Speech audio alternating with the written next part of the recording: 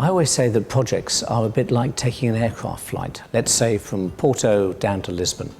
And of course, you want to arrive in Lisbon, that's your objective. To get there, you have to take a flight in a plane, which is quite dangerous and expensive, and you want that flight to be smooth.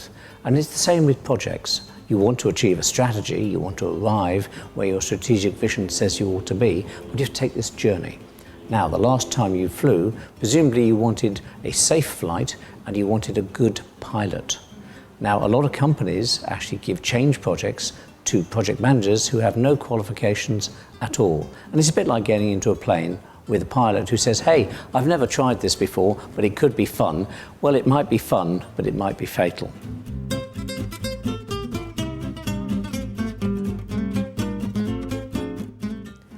Again, I'd use the analogy of this idea of flying. The projects take you on a flight from where you are to where you want to be. Now, if we think about that as an aircraft, if we have lots of projects flying around the organisation, if we're not careful, they're all going to start smashing into each other. And so what you then need is air traffic control. And some people say that this is like program management. You've got lots of projects, lots of professional project managers, pilots flying those projects, but now we need to have systems to make sure they don't smash into each other and fall from the skies. And that's the connection between projects and programs. Your overall strategy, of course, is how are you going to integrate the air traffic control system? What sort of systems do you want? Where do you want to travel to? What airspace do you actually want to fly in? And that's your strategic vision.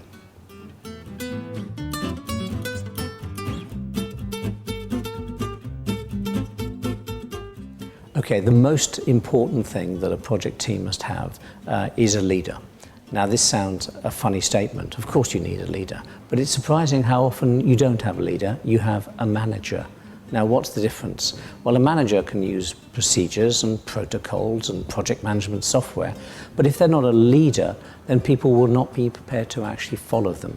Now, you can coerce them, you can say you must follow the protocol, you must follow the procedure, but in the end, people, I'm afraid, will not, and the project will fail.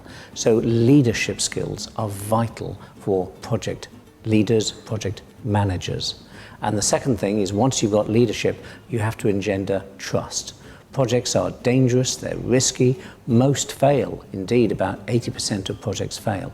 So why should people follow someone who that they don't trust and they think might lead them to failure? It's like getting into a plane where there's an 80% probability you're going to crash. It's not a good idea to get on board. You have to trust that the pilot is well trained and professional. The same on projects.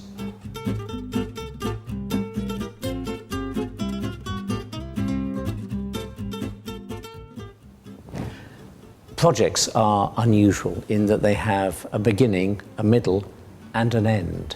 A lot of line managers find this difficult because they like to build up their department and their team, and their office gets bigger and bigger, and their car gets bigger and bigger. But with projects, it's all about working with your team and then letting your team go.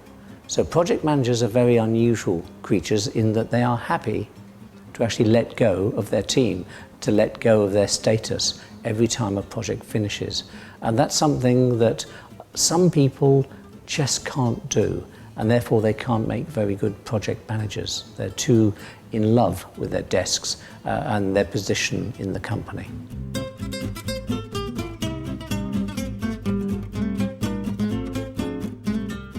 As an example of project management, perhaps, in a film of all things, if you look at the Russell Crowe film, The Gladiator, and there he and the gladiators are waiting in the arena, almost waiting to die, and the chariots come in, and Russell Crowe turns it into a project.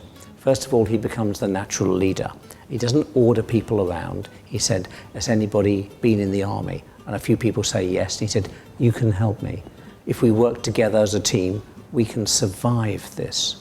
Now, some of the team don't believe him, and they go off and they fight by themselves and they get killed.